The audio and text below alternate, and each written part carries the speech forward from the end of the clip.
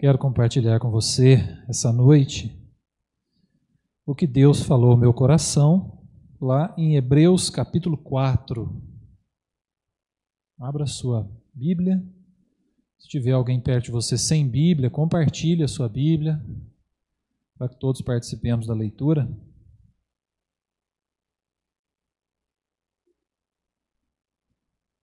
Hebreus capítulo 4.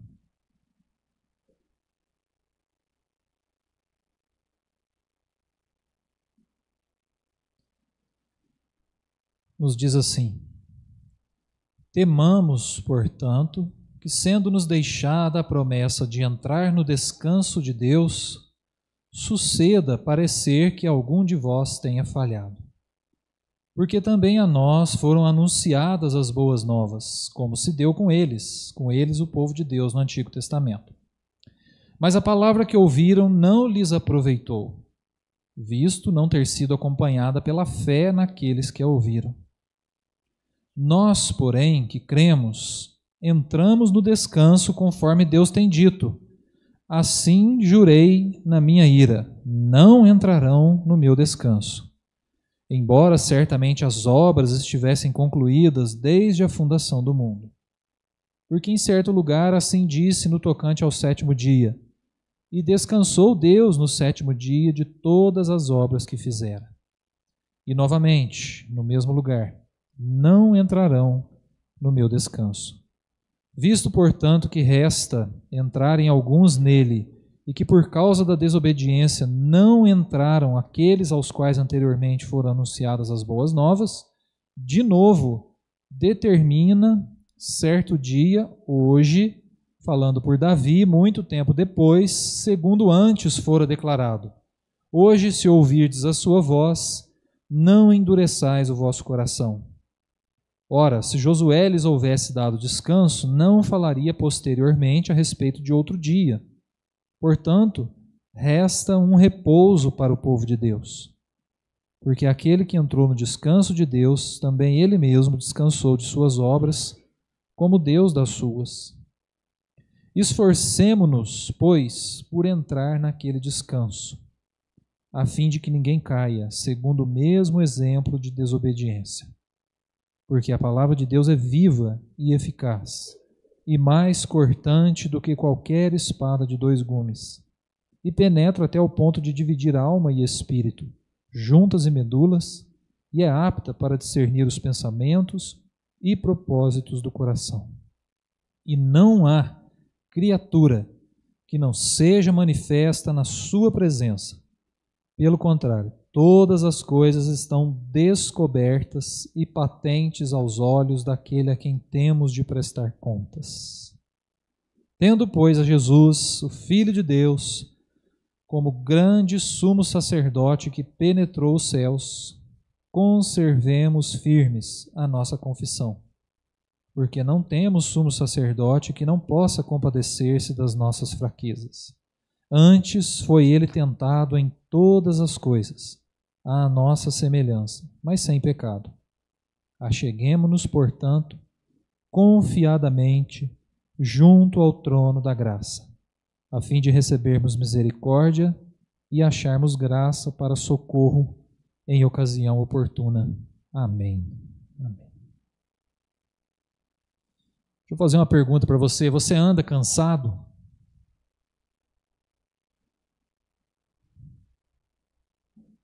Está cansado por algum motivo?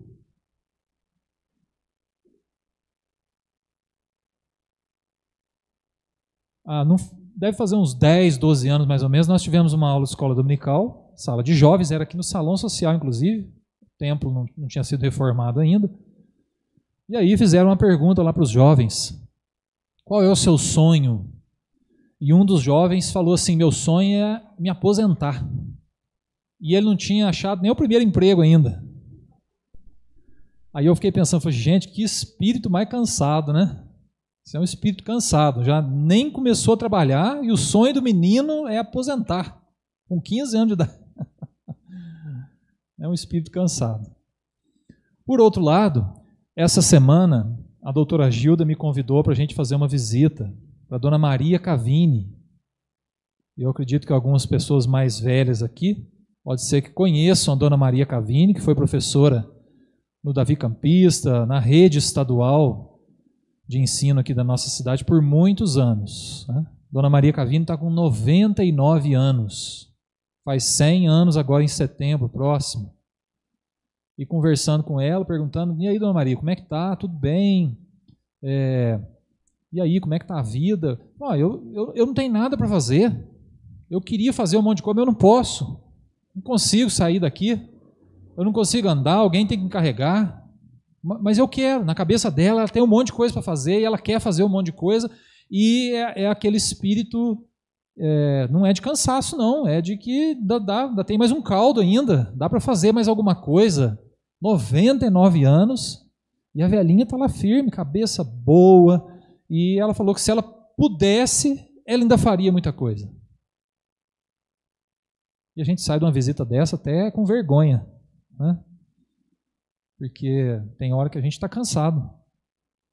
E a Dona Maria Cavini lá querendo trabalhar. Foi professora durante 45 anos. 45 anos. Mas pode ser que você esteja cansado do trabalho. Seu trabalho do dia a dia. O trabalho cansa, não cansa? É bênção, mas cansa. Cansa. Principalmente para aquelas pessoas que trabalham demais, além do que deve. O trabalho cansa. Principalmente nos dias de hoje. A gente vive numa sociedade que exige que a gente apresente resultados. E parece que se a gente não apresentar resultado, a gente fracassou. A gente não trabalhou direito, a gente não deu o melhor. E é uma superação atrás da outra. E se não apresentar resultado, não foi bem no trabalho. Isso cansa, não é? Eu não sei como que as crianças e adolescentes dão conta da escola hoje. Eu fico cansado de ver eles estudando. Eu fico. E é prova no sábado, é prova no domingo, é simulado, né? Eu não sei o que eles tanto simulam. É simulado demais. Eu fico cansado dessa rotina. Problemas cansam, não cansam? Quando a gente tem que lidar com problema, a gente fica cansado. Seja uma frustração, seja um desentendimento, seja uma perseguição que a gente está sofrendo por algum motivo, isso mina a gente, drena a nossa energia e a gente se cansa, não é? Problemas cansam. Doença cansa. Como é difícil a rotina de um tratamento de uma doença, seja com a gente ou seja com alguém que a gente está tendo que cuidar, cansa. Rotina de hospital, rotina de exame, rotina de medicamento, cuidar cansa. É bênção, mas cansa. E relacionamento então? Cansa, né? É uma bênção, vou falar de novo. É uma bênção, mas cansa. Cansa porque a gente tem que lidar com pessoas diferentes, com o gênero que é diferente. Cansa porque a gente tem que educar uma nova geração. Educar filho cansa, dá trabalho. Tem hora que os pais cansam os filhos também, né? A gente acha que não, mas tem hora que os filhos não estão querendo ver a gente nem pintado. Educar filhos cansa. Viver num ambiente de relacionamento cansa. E se a gente não renovar, por exemplo, o casamento, vai cansando. Temos que renovar. Vem as contas, cansa. Cansa. Enfim, meus irmãos, nós vivemos uma vida que cansa. Mas deixa eu falar uma coisa para vocês, muito importante. Nada cansa mais do que o pecado. Nada nessa vida cansa mais o ser humano do que o pecado. Porque o pecado nos aflige de tal forma que nos afasta de Deus, que nos afasta das pessoas, que nos afasta do nosso propósito de criação. O pecado é o que mais cansa. O pecado cansa. Estou falando sobre cansaço, porque Hebreus 4 traz para nós uma notícia maravilhosa e uma notícia triste, ruim. E eu quero compartilhar com vocês. A notícia maravilhosa é que em Jesus nós temos descanso. A vida cansa, principalmente por causa do pecado, por causa daquilo que não está dando certo, aquilo que frustra, aquilo que a gente tem que correr atrás, a gente não consegue, a gente vai se cansando, fisicamente, emocionalmente, mentalmente. Mas Hebreus 4 vem dizer que em Jesus nós temos descanso. Olha que notícia boa, aliás, maravilhosa, maravilhosa. No versículo 9 que nós lemos do capítulo 4, o autor diz assim: portanto, resta um repouso para o povo de Deus. E ele vem declarar isso justamente na perspectiva de que ele acabou de apresentar, de que o povo no Antigo Testamento perdeu o descanso. Mas a geração dele, que estava vivendo com Deus naquele momento, podia aproveitar essa bênção do descanso que nós temos em Jesus. Então ele vem e declara: olha, resta um repouso para o povo de Deus. Jesus tem descanso para nós. Jesus tem descanso para mim e para você. Ah, pastor, que descanso que é esse? Vamos lá. Que descanso é esse que Jesus tem para nós? Primeiro, é um descanso moral. É um descanso moral. Moralmente, meus irmãos, nós estamos em débito com Deus. E eu não sei quantas pessoas aqui têm alguma dívida. A dívida não incomoda? Incomoda, não é? Quando a gente lembra da dívida, o que vem na nossa mente? Eu preciso pagá-la. Eu preciso quitar essa dívida, eu preciso me livrar desse problema, dessas parcelas, eu preciso me livrar desse enrosco. Não é? Não é esse o sentimento que nós temos? Moralmente, nós nos sentimos na obrigação de pagar a dívida. Pois é, com Deus nós temos uma dívida moral, a qual nós não conseguimos pagar. Não tem como. Aí se torna uma notícia maravilhosa quando a gente descobre que em Jesus nós temos descanso moral, porque Ele paga a nossa dívida, porque Ele paga o preço do nosso pecado e a gente pode descansar na sua obra.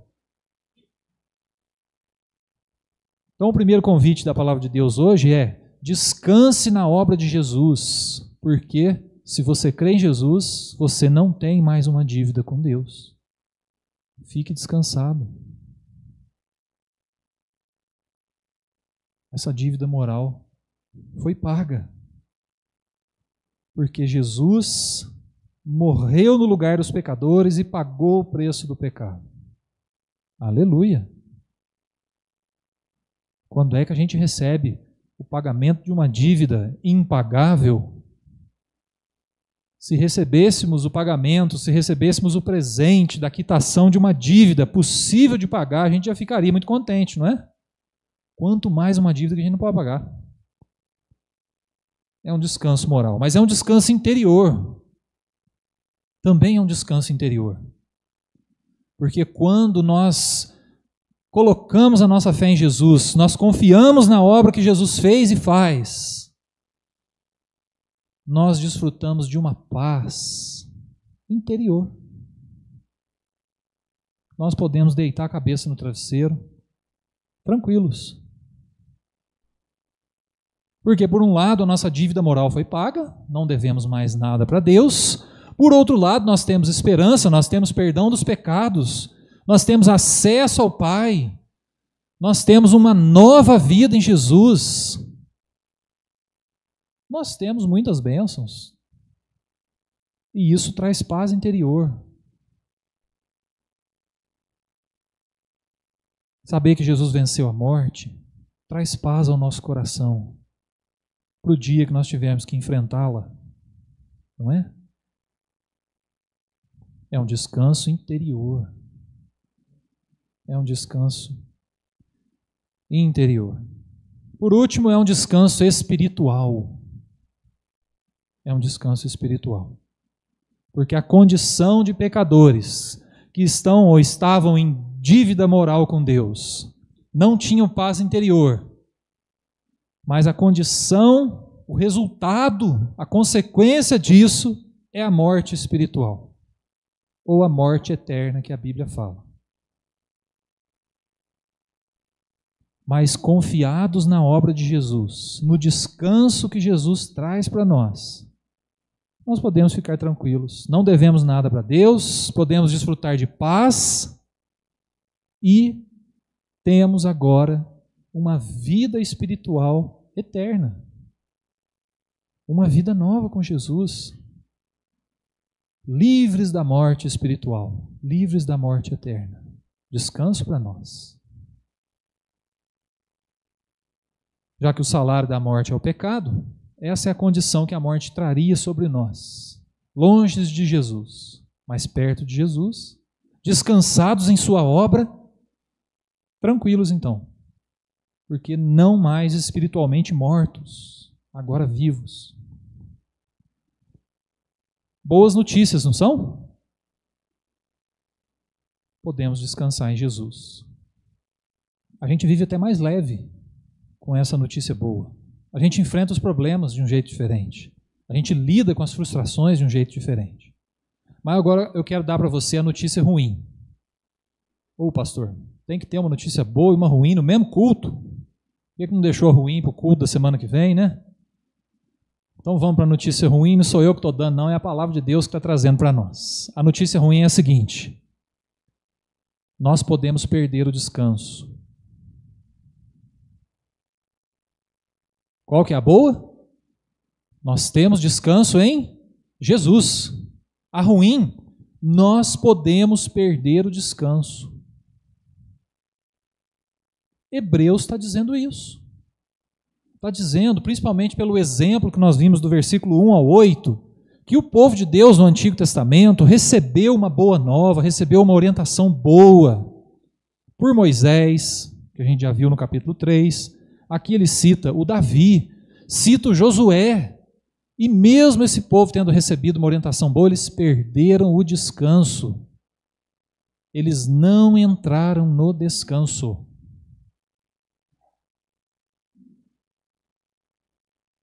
E aqui eu preciso dizer uma coisa muito importante. Eu e você, nós não conseguimos ganhar o descanso de Deus pelas nossas próprias mãos. Nada, absolutamente nada do que a gente faça vai nos dar direito ao céu. Você sabia disso? O céu é um presente da graça de Deus, para mim e para você. Nada do que eu faça vai me colocar em tal mérito diante de Deus que eu vou merecer o céu. Nada. Nós merecemos o céu porque Jesus conquistou o céu para nós. Por isso nós temos acesso ao céu, ao descanso, à vida eterna. Nada do que a gente faça vai garantir um lugar no céu para nós. Então aquela historinha de que colocou um tijolinho no céu, não existe, não funciona. Isso é uma heresia, inclusive. Quando a gente conhece uma pessoa muito boa, a gente não fala isso. Nossa, aquela pessoa é boa demais. Colocou mais um tijolinho no céu. Não colocou. Não tem jeito da gente colocar nada no céu. Porque é Jesus quem garante para nós um lugar no céu.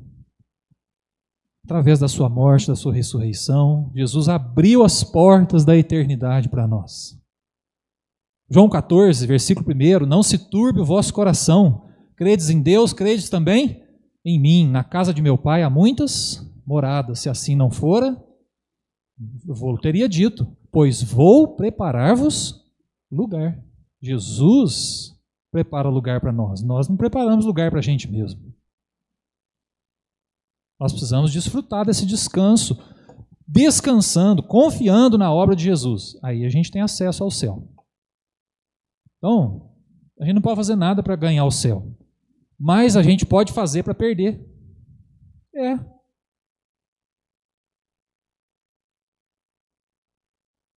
Nós não ganhamos o céu pelas nossas próprias mãos, mas podemos perdê-lo por elas. Podemos colocar tudo a perder. Se a gente não observar a palavra de Deus, se a gente não observar a orientação do Senhor, se a gente não atentar para aquilo que Deus quer de nós. Foi o que aconteceu com o povo de Deus no Antigo Testamento. Eles duvidaram. Houve um período de descrença. Houve um período de murmúrio, de descontentamento. Deus não está fazendo do jeito que a gente quer. Melhor devia ser estar lá no Egito. E a palavra de Deus diz que eles perderam o descanso, eles não entraram no descanso do Senhor. Essa é a notícia difícil, meus irmãos. Uma pessoa que conheceu o Evangelho, mas não vive com fidelidade a Deus, com fidelidade à sua palavra, pode colocar tudo a perder.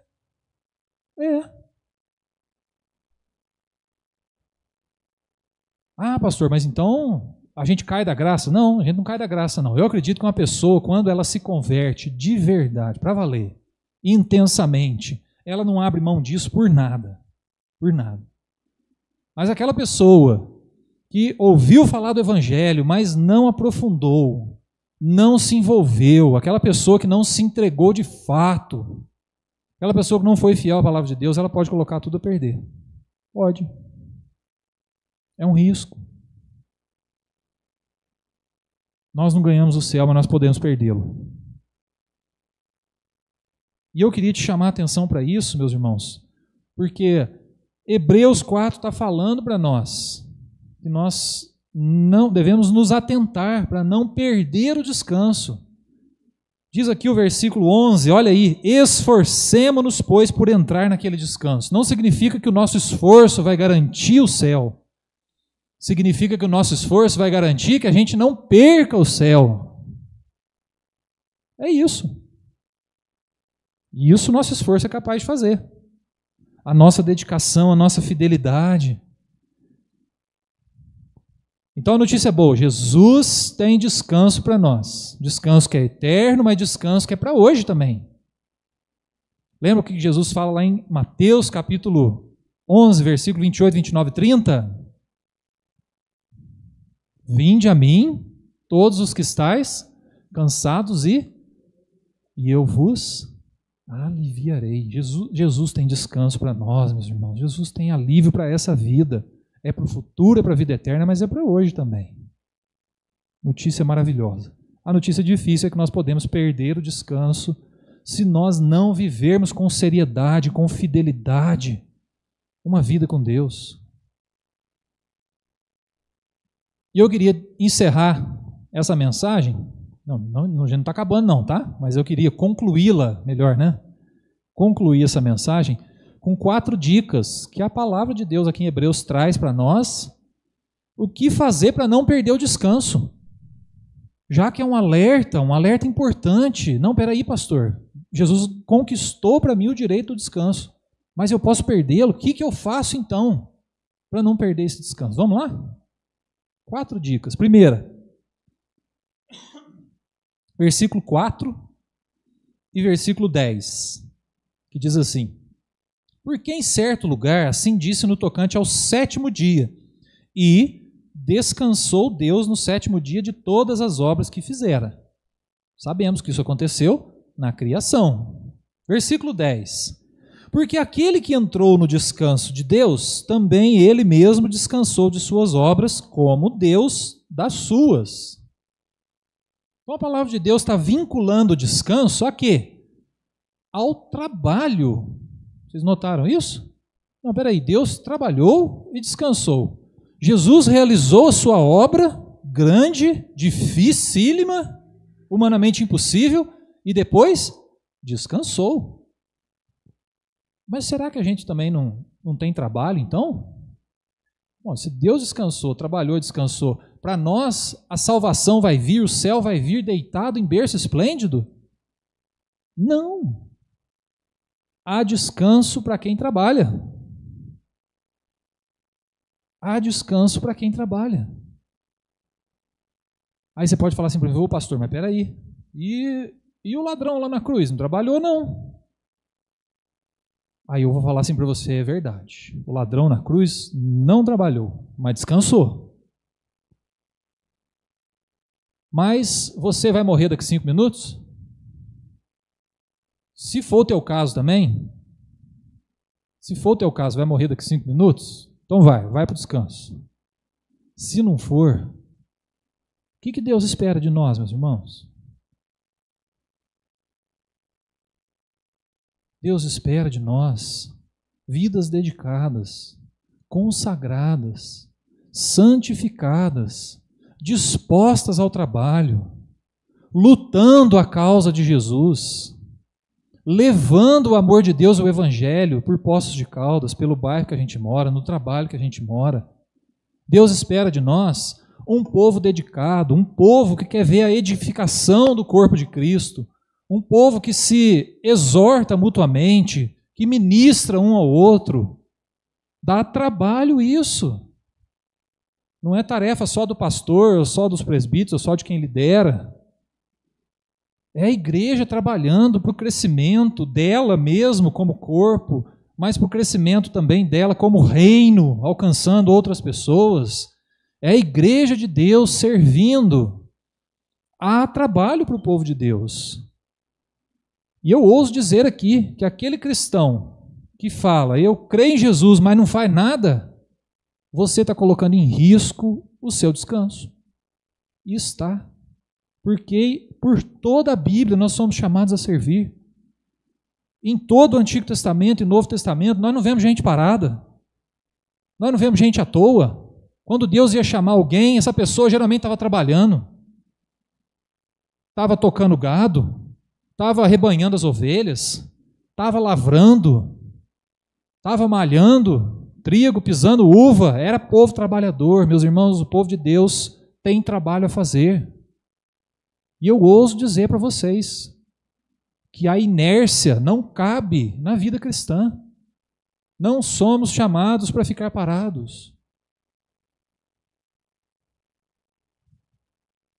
É um risco, meus irmãos, a gente servir a Deus sem fazer nada para Deus. É um risco a gente dizer, eu creio em Jesus, mas a gente não hastear a bandeira de Jesus. É um grande risco nós dizermos que somos amados por Deus, que desfrutamos desse amor, mas não colocarmos a nossa vida à disposição desse amor que quer alcançar tantas outras pessoas. Há descanso para quem trabalha.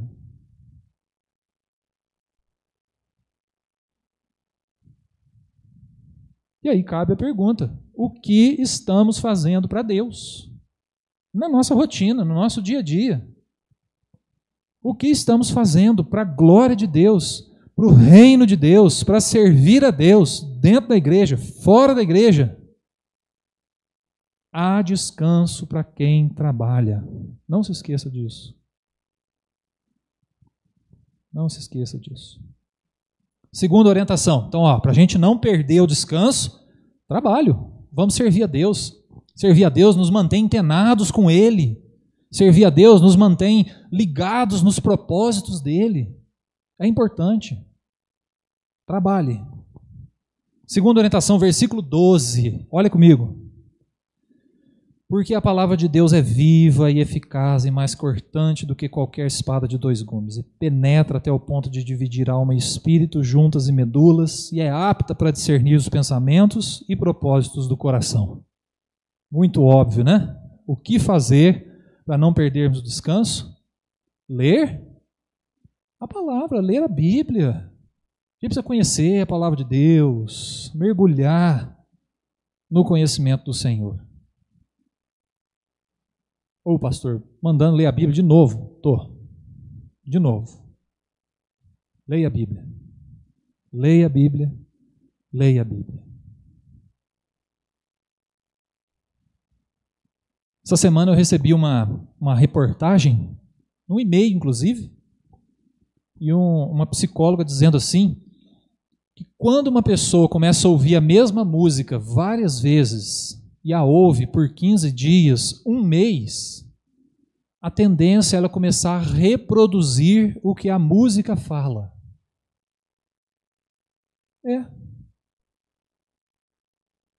Diz que foi feita uma pesquisa e psicologicamente o ser humano reage assim. Se começar a ouvir demais uma música, começa a reproduzir.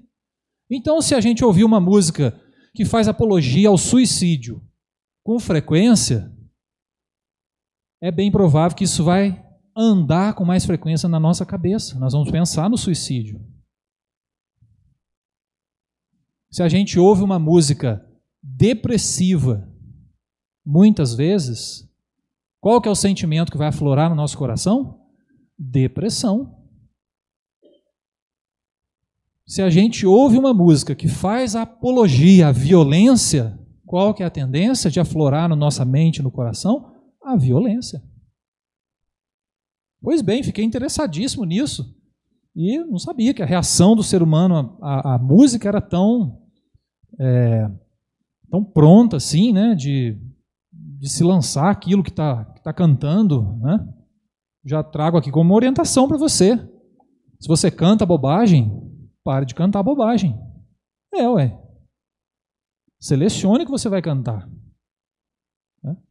Por outro lado, eu fiquei pensando, falei, gente, se o nosso comportamento é assim a uma música que a gente canta várias vezes, deve ser assim também a palavra de Deus, que a gente lê constantemente, busca diariamente, não é?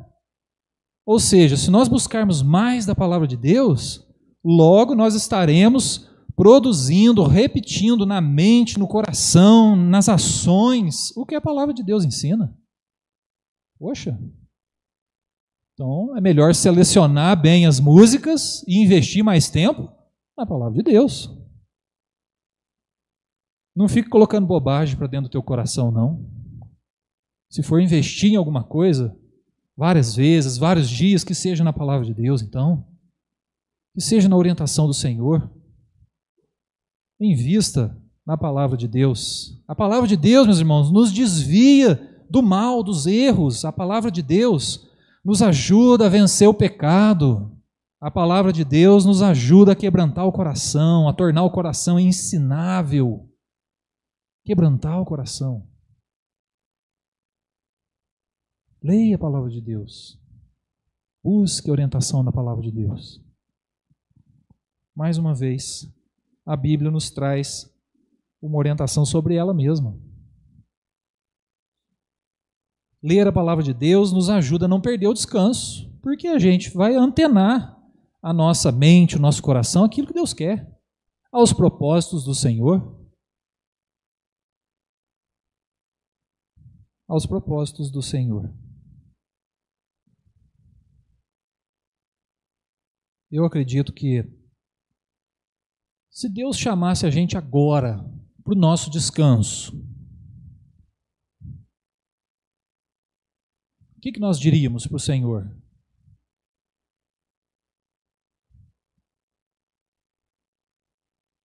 Eu estou perguntando isso, sabe por quê? Porque o terceiro ponto é nós sabermos que nós vamos prestar contas. Olha o que diz aí o versículo 13. Não há criatura que não seja manifesta na sua presença. Pelo contrário, todas as coisas estão descobertas e patentes aos olhos daquele a quem temos de prestar contas. Meus irmãos, Jesus conquistou o descanso para nós, por um alto preço. Nos deu como graça, nos deu como sinal de misericórdia e de amor. Mas para a gente chegar nesse descanso final, há um caminho, há um percurso. Nós precisamos percorrê-lo.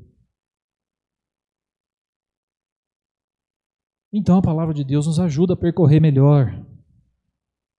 O trabalho para Deus nos ajuda a percorrer melhor. Mas o dia que nós chegarmos lá, o que vamos dizer?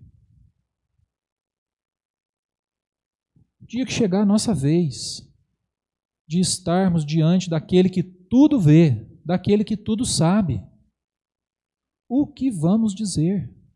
Senhor, eu não tive tempo de ler a tua palavra. Eu não sabia o que era para fazer. Desculpa esfarrapada. Senhor, eu não tive tempo de me dedicar mais. Meu trabalho, ora, me apurou. O senhor sabe, né? A minha profissão, né? Complicado ser pastor, né? Não é porque é pastor, né, que está garantido lá. Não é isso que garante. Mas pensa, o que nós vamos dizer? Senhor, eu não tive tempo de trabalhar na tua obra. Nós vamos ousar dar alguma desculpa? Eu estou falando isso, meus irmãos, porque nós sabemos o que é para fazer. Nós sabemos que a palavra de Deus tem orientação para nós. Mas a gente chegar lá e concluir que a gente podia ter investido mais nisso, é uma vergonha. Então nós temos que cultivar esse espírito hoje, de prontidão. Estou pronto. A serviço de Deus, buscando nada perfeito, porque ninguém é. Mas estamos em dia? Essa é a pergunta. Vai chegar a nossa hora de prestar contas. E a gente precisa saber. A gente conversou isso no grupo de oração essa semana. Nós vivemos, meus irmãos, de tal forma que nós prestamos contas só a pessoas. Já notaram isso? Quando a gente vai cometer um pecado, o que a gente faz? Opa, não tem ninguém. Opa, não tem ninguém está olhando. A gente tem essa mania de achar que nós prestamos contas só a pessoas. Isso é mentira, nós prestamos contas a Deus. Deus sabe, Deus está olhando. Aliás, o nosso primeiro critério moral deveria ser saber que Deus está olhando. Vocês lembram o que José falou para a esposa de Potifar, quando ela foi tentá-lo a um sexo barato? A esposa de Potifar fez isso com José, foi tentá-lo a um sexo barato. Ele recusou. Primeira coisa que ele falou: como poderia eu fazer isso diante do meu Deus? Como? Eu não posso.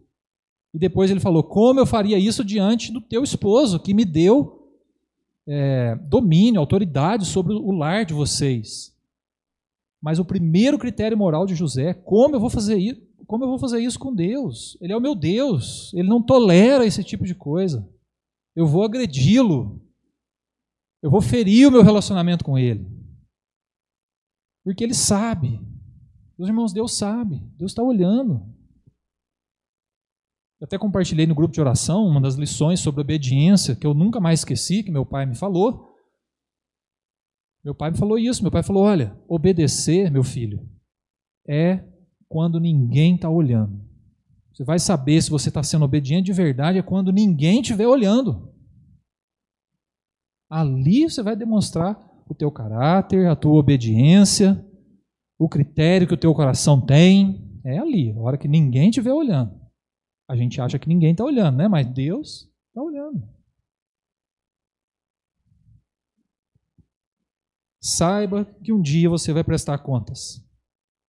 Isso nos ajuda a caminhar como? A saber que há limites, há critérios, há valores, e nós precisamos respeitá-los. Por isso vamos buscar orientação na palavra de Deus, por isso vamos servir a Deus com a nossa vida. Por último, quero compartilhar com você, está ali no versículo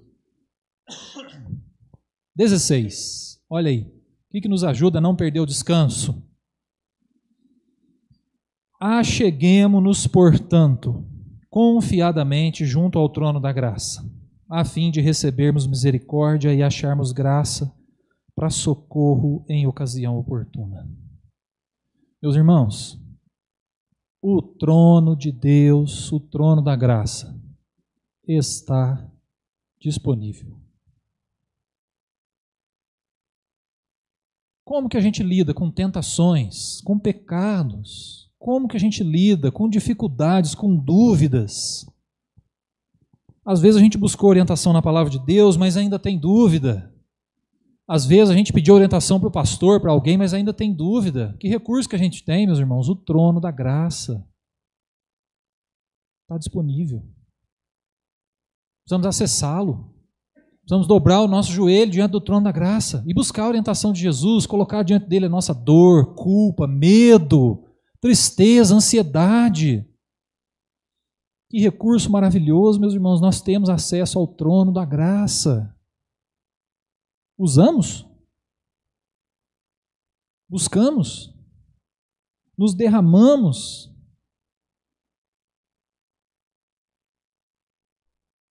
Quer recurso melhor para a gente caminhar com Deus em fidelidade, em santidade, do que a gente estar sempre diante do trono da graça? Não tem recurso melhor. Não tem. Se você se sente fraco, tentado, percebe que o pecado está à porta, se achegue ao trono da graça. Se você tem dúvidas, não sabe o que fazer, não sabe como prosseguir, não sabe ao certo que decisão tomar, se achegue ao trono da graça. Se você sofre, sente angústia, não encontra alegria, esperança, teu coração tem tristeza, você não sabe como se livrar disso, se achegue ao trono da graça. Que recurso que nós temos, meus irmãos.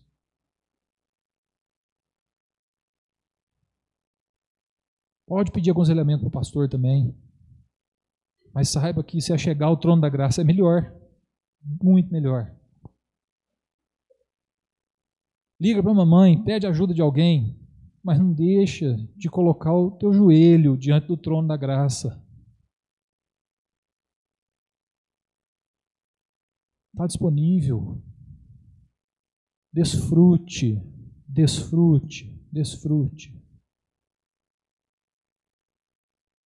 Uma bênção que Jesus conquistou. Os versículos anteriores aqui, 14 e 15, falam isso. Falam que Jesus é o nosso grande sumo sacerdote, por isso nós devemos manter firme a nossa confissão, porque esse grande sumo sacerdote se compadece das nossas fraquezas, porque ele foi tentado e venceu. Então nós podemos nos achegar a ele, dobrar o nosso joelho, derramar o nosso coração, colocar a nossa dor, nossa fraqueza, nosso pecado, para recebermos graça e misericórdia em ocasião oportuna. Use esse recurso para que você não perca o descanso.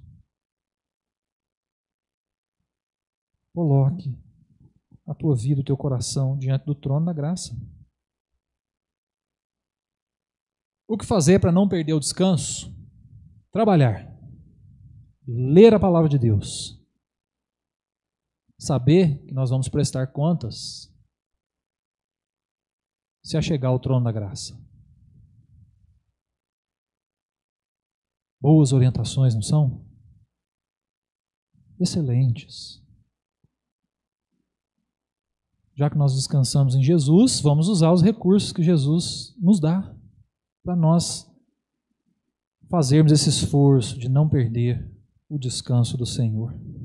Descanso que é moral, é interior, é espiritual, mas um descanso que nós não podemos perder. Vamos mantê-lo vivo, como? Trabalhando, lendo a palavra de Deus, nos achegando ao trono da graça, certos de que um dia prestaremos contas. Amém? Quero orar com você. E vou perguntar mais uma vez, você está cansado por algum motivo? Emocional, físico, espiritual? Está precisando de alívio, de descanso? Eu quero orar com você.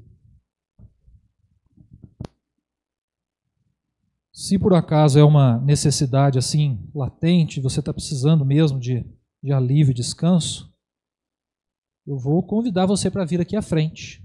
Já estou aqui e eu quero orar com você. Se você tiver liberdade de vir aqui à frente para a gente fazer uma intercessão, para que Deus traga descanso para o teu coração. Mas eu já queria ir perguntando para você, a tua vida descansa na obra que Jesus realizou? Obra grande, perfeita, Jesus entregou a sua vida na cruz para morrer por cada um de nós. E a morte e a ressurreição de Jesus, meus irmãos, traz descanso, descanso moral, descanso interior, descanso espiritual. Desfruta disso quem entrega a sua vida nas mãos de Jesus. Se você está aqui hoje e não fez isso, você tem uma oportunidade de fazer isso. De desfrutar do descanso que Jesus tem para você. Tirar a carga, trazer o alívio para a tua vida que talvez você esteja precisando. Confiar na obra de Jesus, que nos dá uma vida em abundância, hoje e eternamente. Mas se você já confia no descanso do Senhor, cuidado para você não perdê-lo, cuidado para você não colocar tudo em jogo, cuidado para você não abrir mão desse presente tão grande que Jesus conquistou para você. Por isso, se apegue mais ao trabalho para Deus, à leitura da palavra. Se apegue mais ao trono da graça, para que você se mantenha firme, fiel, sabendo que um dia nós prestaremos contas.